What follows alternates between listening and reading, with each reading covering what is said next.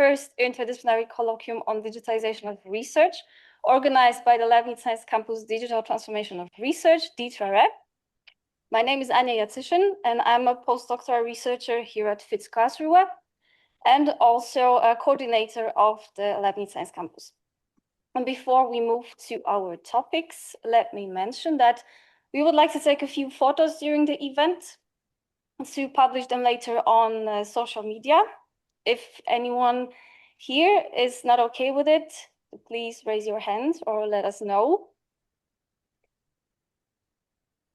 Check the chat.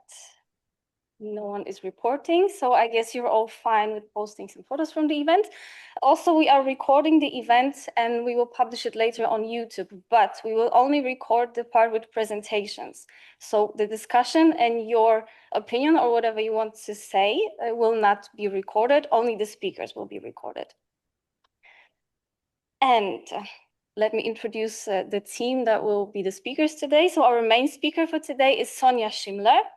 She will give a talk later and will be introduced later by Felix, who will be then the next speaker right after me. Felix is also one of the coordinators of the DiTraRe Leibniz Science Campus and is a researcher, head of the e-research department at the FITS Karlsruhe.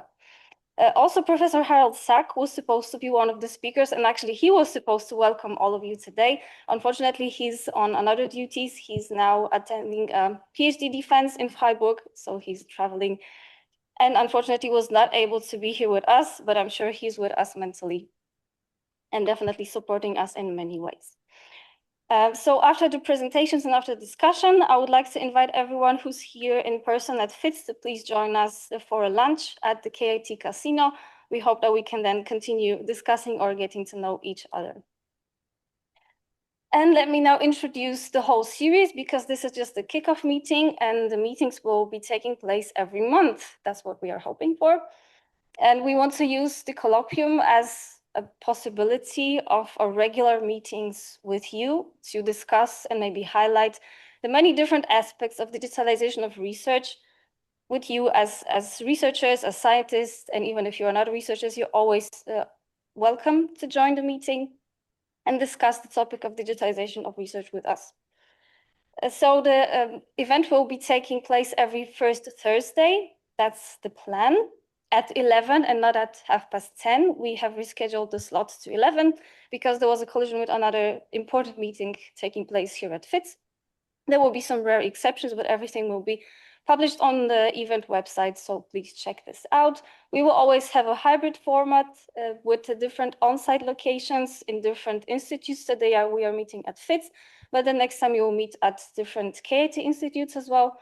We are hoping that this will foster the exchange and the interdisciplinarity of this whole event. So please also, if you're able to, come and join us in person. And here is a short look at the schedule. So what will happen then later? As you see, we will go through different topics. So today we are talking about AI and science in more general context. We will then move to biomedical engineering and then to astrophysics. In October, we have a free slot. And in November, we will talk about sports research. And why am I mentioning that free slot in October? It's because we would also like you to suggest the speakers. If you know someone, if you think that someone will be suitable for our series, of course, I think a lot of people are dealing now with digitalization of research. But if you think that you would like to suggest someone to us, then please get in touch with us. And not only via email, but also we created a discussion forum. Discussion forum is not only meant to discuss this single event, it's just to discuss everything that is concerning digitalization of research. So we are trying to create here a community. So please join us, introduce yourselves, meet the others, exchange ideas with us, help us collaborate between each other, discuss the colloquium, the previous talk, suggest speakers for the next talk. Add your topics. We also will start with the newsletter very soon, so please make sure to sign up to receive a research digest about recent DiTraRe news and events. And now I'll try to answer the question, who we are actually, what is Leibniz Science Campus and what is DiTraRe? So a Leibniz Science Campus is a regional growth core where we are aiming at establishing a new research branch. This is a collaboration between two institutes, FIS Karlsruhe, which is a Leibniz Institute, and the Karlsruhe Institute of Technology, both based in Karlsruhe. And we are planned as a long-term consortium, so it's not just a short-term project, it's actually 4 + 4 years. We started in September 2023, and we are funded by the Leibniz Association and also by the 2 participating institutes. And the main goal of the Science Campus is to analyze the process of digitalization of research, which is, of course, a very broad topic. And we want to do it in a very multi-level and interdisciplinary approach. And now, dealing with such a broad topic in such a broad approach, we actually have to have a specific concrete starting point. And our starting point are the 4 use cases. And in the 4 use cases, we collaborate with different KIT institutes. The first use case is sensitive data in sports science. Here we collaborate with KIT Institute of Sports and Sports Research. Second use case is Motion Electronic Lab Notebook with KIT Institute of Biological and Chemical Systems. Third use case is AI in Biomedical Engineering with KIT Institute of Biomedical Engineering. And the fourth use case is publication of large data sets. Here we collaborate with KIT Institute of Meteorology and Climate Research. And now, what do we actually want to do, or how do we want to work on these things?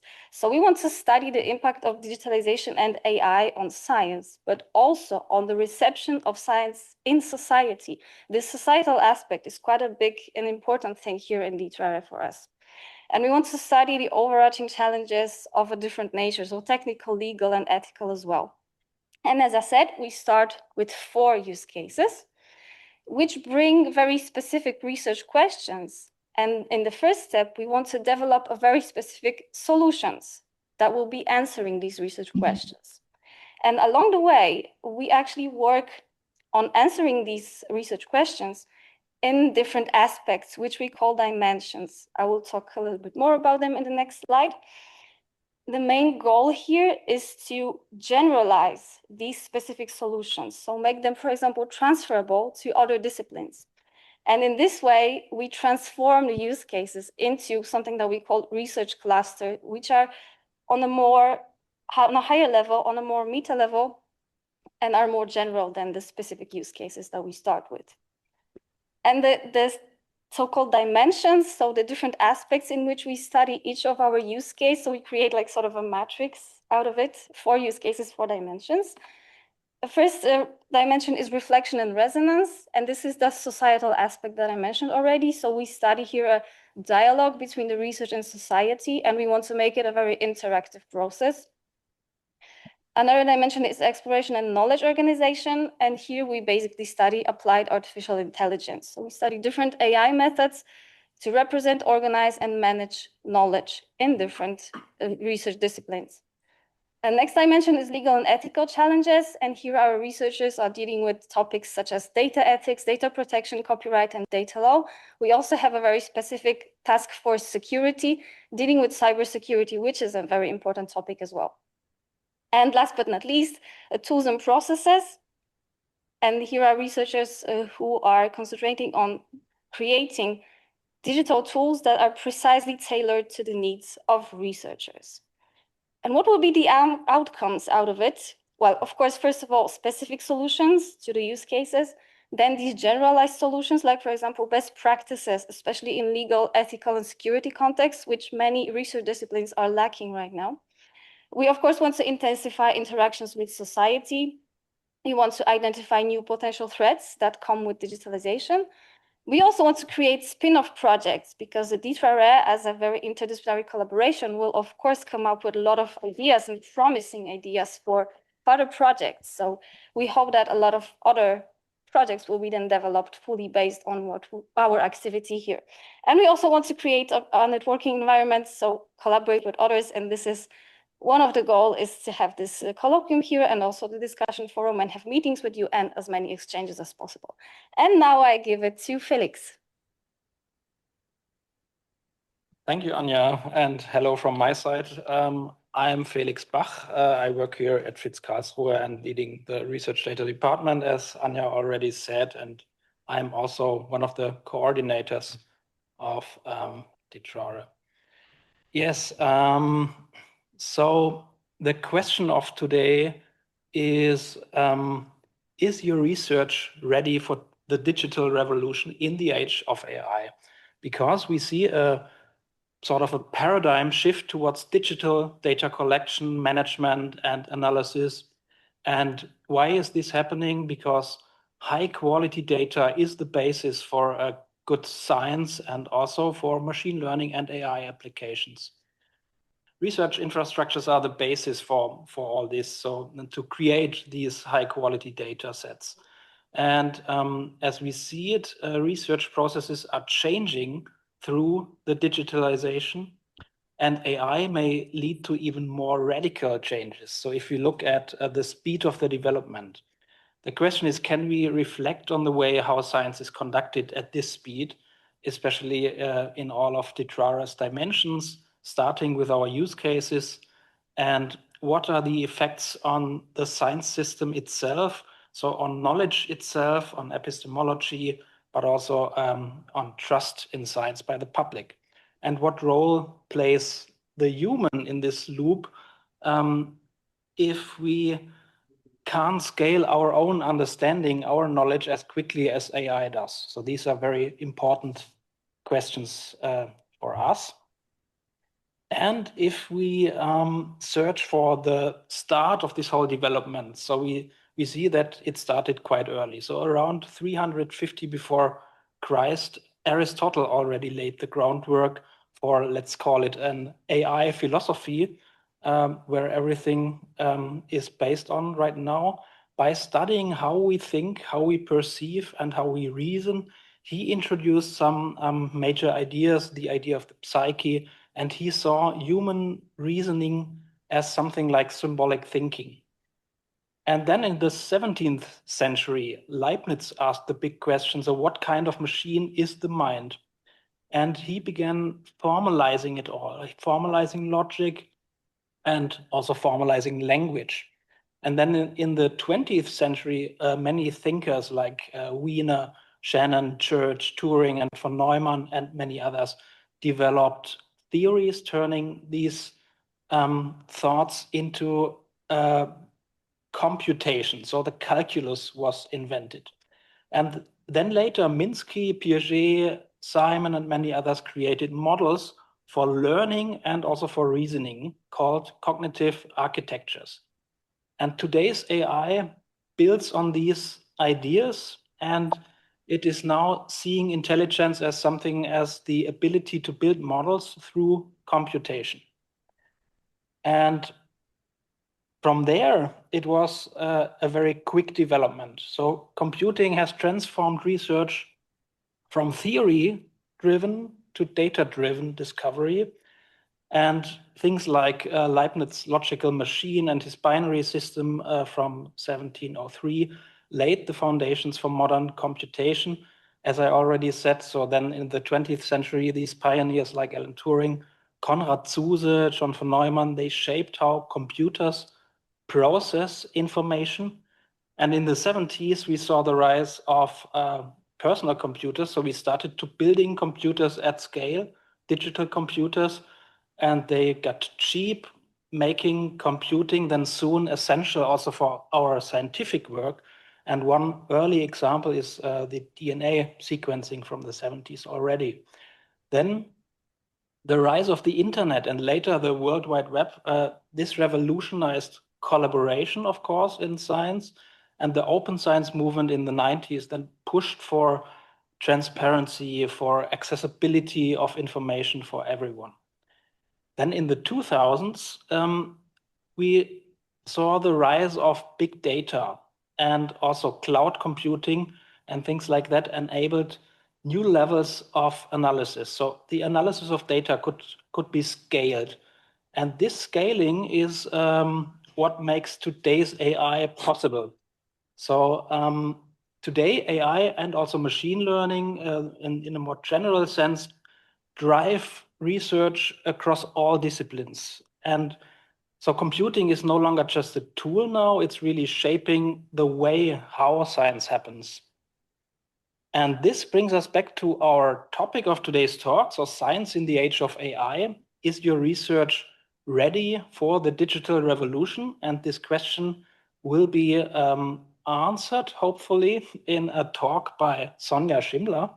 So who is Sonja? She is a professor for research data infrastructures at the Technical University of Berlin, where she currently holds the chair of research data infrastructure in the Faculty of Electrical Engineering and Computer Science.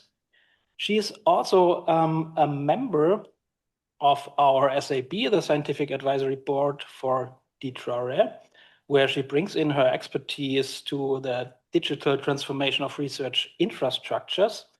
And in the NFDI, the National Research Data Infrastructure, where I also am part of many consortia, Sonja holds multiple key leadership roles. So just to mention a few, she's spokesperson of NFDI for data science. So this is the consortium focused on developing comprehensive research data infrastructures for data science and AI applications.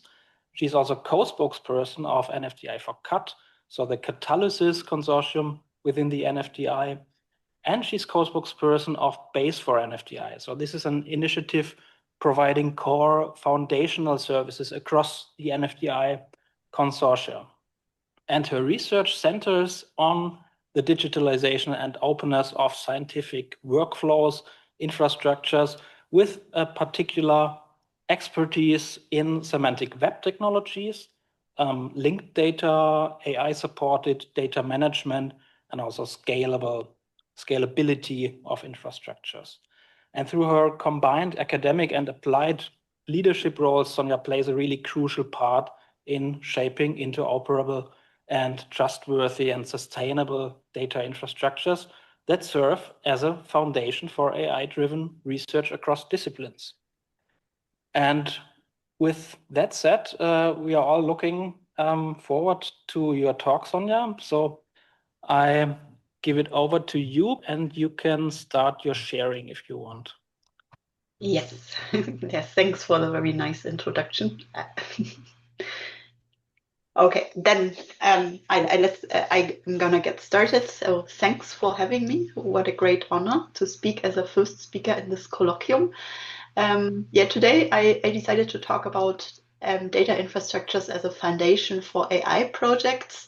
And there was already an introduction about my person, but maybe I give a few more words about what I'm actually doing. So I'm split between, I'm also a researcher at Fraunhofer and at TU Berlin, and there at both places I'm actually focusing on the one hand side on the digitalization and opening up of science. So that's the overall umbrella I'm working in, and was already introduced. Currently I'm focusing a lot on research data infrastructures. There were quite some of my roles already mentioned, but maybe I can mention 2-3 more I actually have, because actually I'm rooted at the Weizsäcker Institute. It's the Internet Institute. It's an interdisciplinary institute. There I have an interdisciplinary group where we really look from a bird's eye perspective on the digitalization and opening up of science. And then I'm involved in different endeavors. I'm involved in the BUA to set up infrastructures. I'm involved in the NFDI to set up infrastructures. And I'm also involved in one data competency center, Quadriga, here in the Berlin-Brandenburg area. So that's kind of my background. And I want to give you kind of an overview today a little bit. To say a few words about my research focus, we already got a nice overview of the past of the digitalization of science, and for me it's actually that the modern research on an internationally competitive level relies more and more on data and is no longer possible without digital support. And what is actually very, very important is also that all the discipline specific things are taken care of. So working in the life sciences, natural sciences, engineering sciences, and humanities and social sciences. So there's always this bridge between computer science and the different disciplines, or between data science and the different disciplines, to where you have to make sure. So the scientific progress will only be furthered if data becomes available at large scale, data is linked and interpretable, and as I already mentioned, the specificities of the different disciplines are carefully taken into account. So that's kind of where I'm coming from, what I usually talk about. Today I want to focus on data and data infrastructures, and what is very important in this context is, so what we always want to do is we want to increase transparency and reproducibility. So if we look at AI projects, especially in research, we want to make sure that afterwards I can really understand that and I can reproduce it. What is also, from my point of view, very important is that we foster open science. So not only open access, that publications are open, but there are also other aspects that are hidden between the concept of open science. So open data, so your data is available, open source, your sources are available, open resources, research process. So how did you conduct your research, and open educational resources, so that you also open them up. I know there's a current debate with regards to how open should we be when we look at the things that are happening globally at the moment, but still we always should think about what about openness, how open can we be, how close should we be, and that's also something we always should keep in mind. The other aspect you usually talk about if you talk about data and data infrastructures in research you should consider the FAIR principles. So your data and other resources should be findable, accessible, interoperable, and reusable. So I guess everyone speaks about that, but that shouldn't be the only thing you should cope with. What you should also always consider is other principles. There are some out there that are forming more and more, and one aspect which I find very important, and also when we talk especially about data science and AI, are the CARE principles, which are there for collective benefit, authority to control, responsibility, and ethics. So you should also look at such principles and should always be aware of them and should consider them when you're doing research.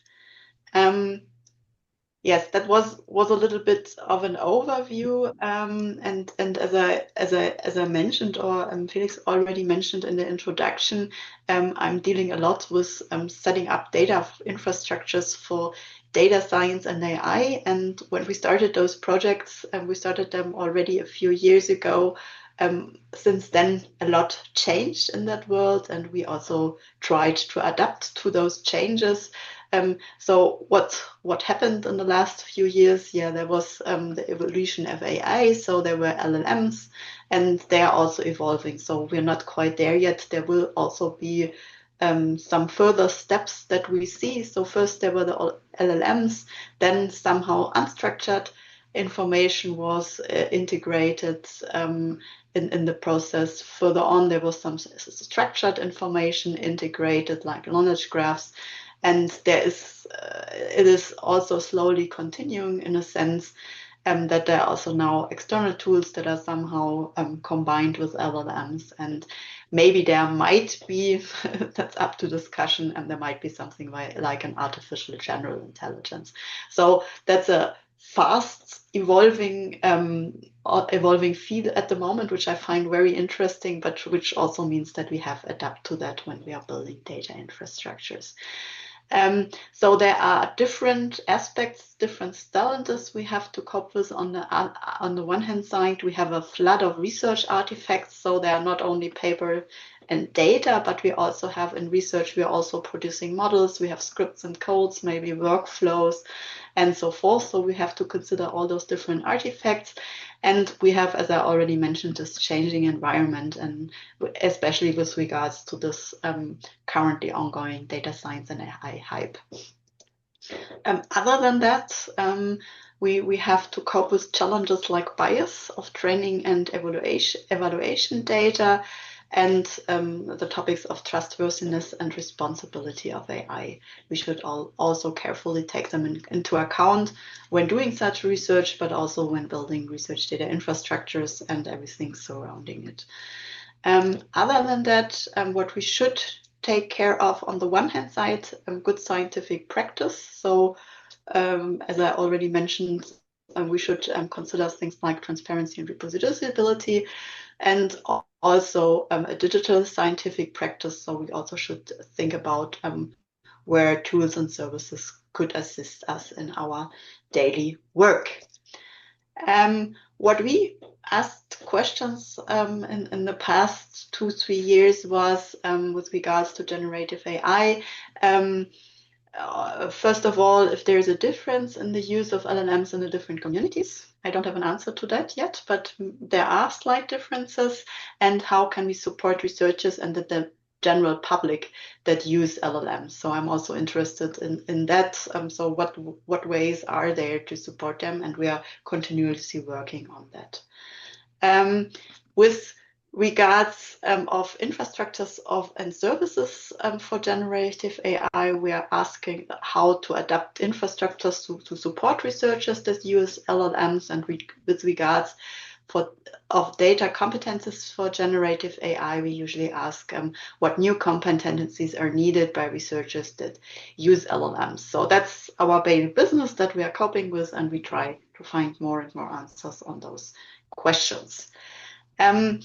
What I find quite interesting when talking about data infrastructures and AI, you have those two different viewpoints. On the one hand side, to use AI for data infrastructures to make them better, and on the other side, data infrastructures for AI, so supporting researchers and others that use AI methods. And what we actually target in different projects, or what I actually target, is to have AI assistance in the whole AI research life cycle. So having the AI on both sides. So we try to do both, and it's quite funny when you talk to people. Some mean the one, some mean the other, some somehow mix it up. So you always should to kind of get this sorted out if you're talking about that. So let's move forward. Let's move forward to the topic of data infrastructures. As you already saw, so for me, there are some key points here. So if you're talking about research data infrastructures, you should always consider the whole research life cycle. So often people only talk about archival and access, but of course you should also have a look at the creation collection process, at the processing and analysis, and later on also about reuse. And when talking about data infrastructures, it's very vivid to think about all those different steps in the research lifecycle, and so think about where data infrastructures can assist you. Other than that, which I also already slightly mentioned, especially when you talk about data science AI research, when you conduct your research, you don't only have publications and data, but you usually also cope with models, you cope with workflows, you cope with scripts and code, and you should really take care of all those different resources. So not only the data and the publications should be archived in a well format, but also all the other digital artifacts. And you should also make sure that you understand to what application does what data set belong to, which models, which workflows, which scripts and code. So that's very important. And when talking about that, so on the one hand side, those digital artifacts should be well represented, and on the other side, they should be linked. So that's what we're usually talking about. And as a technical foundation, we're usually using, on the one hand side, to represent. We use the concept of fair digital objects. It's kind of an abstract concept to pack together your digital artifacts with metadata, service interfaces, and identifiers. And on the other side, to connect those different digital artifacts, usually knowledge graphs are utilized. Let's dive a little bit into the projects I'm involved in. On the one hand side, NFDI as a whole, and also I would like to give you a few insights into NFDI for data science and AI, because I think that might be the most interesting for you.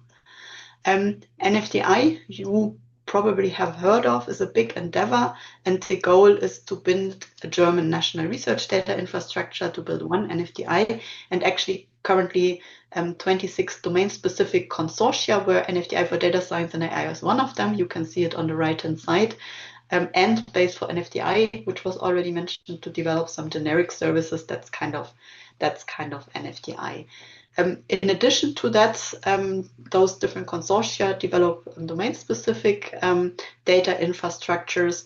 There are some cross-domain activities. On the one hand side, there are those so-called sections that cope with topics like common infrastructures, training, education, ethical, legal, and social aspects, and training and industry engagement. And those are kind of the mechanisms to interconnect between those different consortia. So if you're interested in one of those topics, you might want to join those sections and get into the discussions.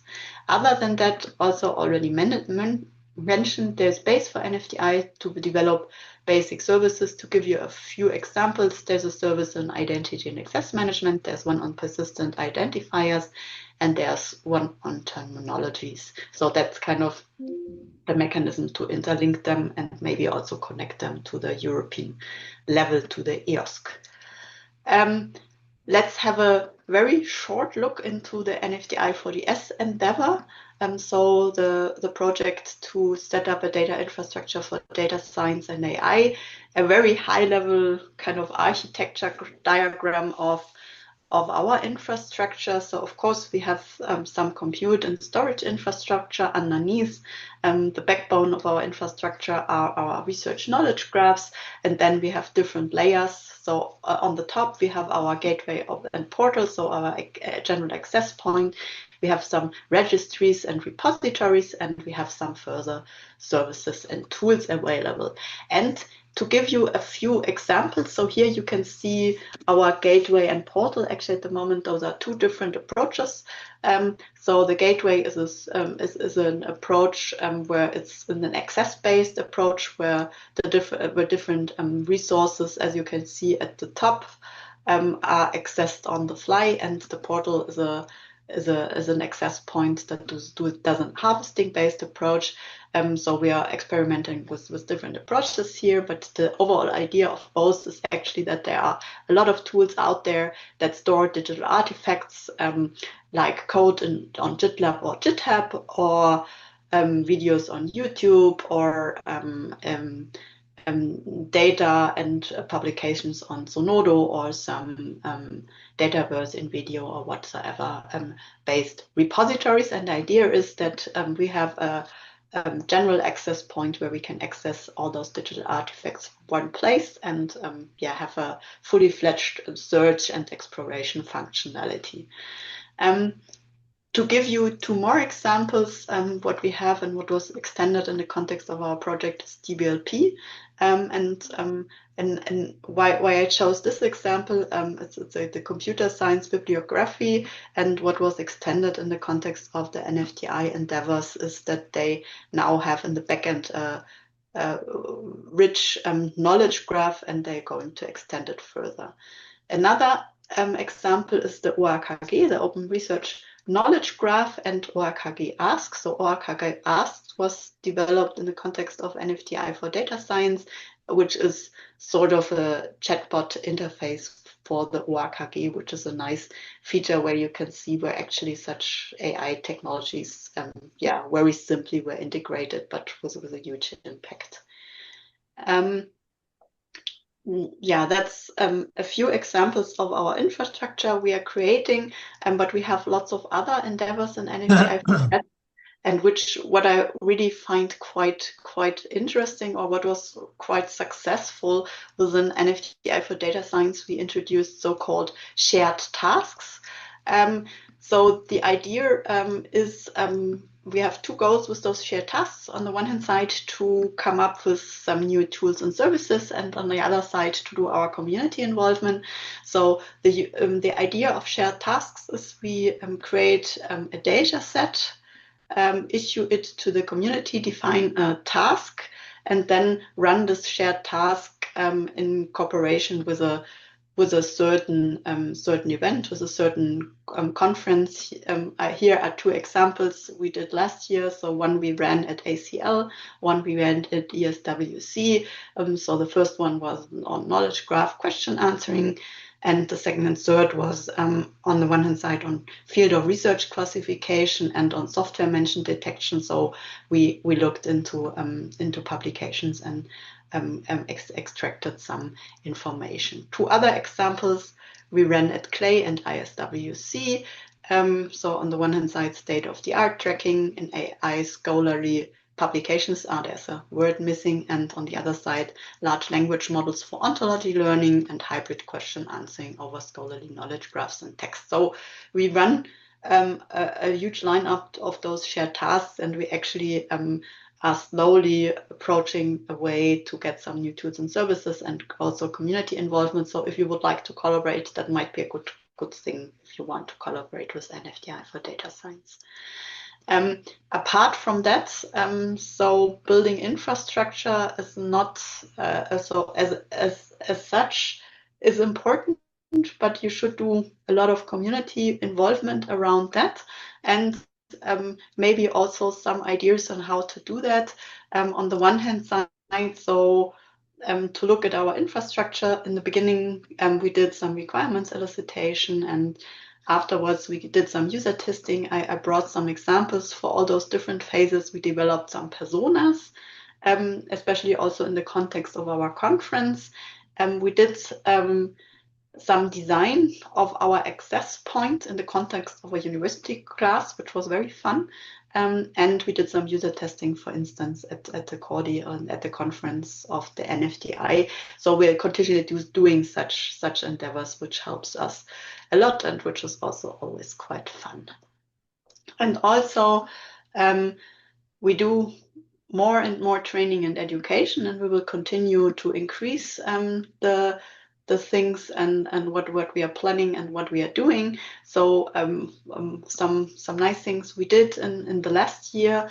We in the context of a workshop we published a book on natural scientific language processing and research knowledge graphs.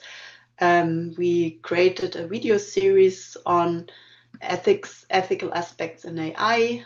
We published some open science best practices for our context, and we conducted our first summer school. So we're having a lot of different formats. We try to reach the community, also starting from society with Science Slam up to some young researchers, for instance, in our summer school, some more experienced researchers for our challenges and tasks. So we're trying to do that on different levels and for different stakeholders. Yeah, to sum things up, so what we are now a lot coping with in the last few years and trying to adapt is on so what is important for us. So this flood of research artifacts, this changing environment, then the topics of bias and trustworthiness and responsibility. And so we are looking into both aspects. On the one hand side, good scientific practice, and on the other side, on digital scientific practice. And we are asking the questions, how does it look like in the different communities? How can we support the different communities? How to adapt infrastructures, how to adapt data competency development, and that's kind of what we are dealing with. And I guess that very well sums up what I'm doing on a day-to-day business. So that's it from my side. Thanks for listening, and I guess I'm now up for questions.